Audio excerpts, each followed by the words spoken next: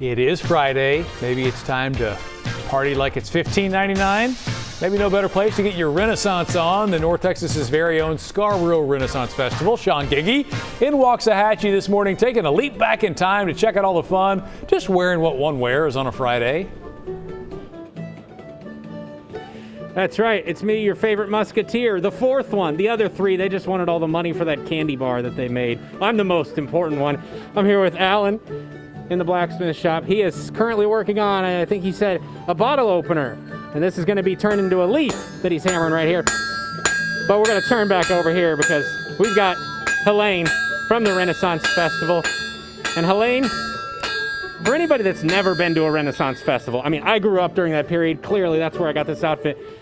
What should they expect coming out here? Well, you know, it is a day of just interactive fun. It is 25 different stages of pavilion type entertainment. We have jugglers and whip masters and contortionists and just incredible musicians like you're hearing before. We have sword fighters.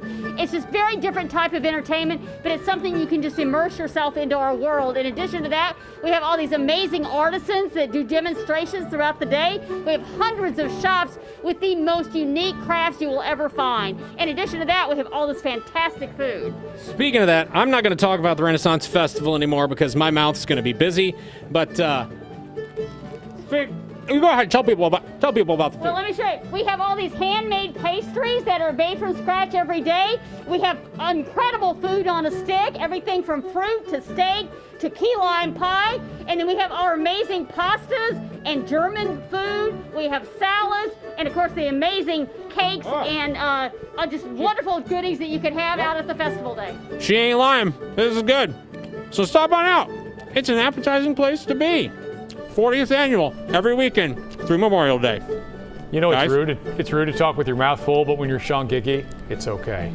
All right, more Daybreak coming up after this.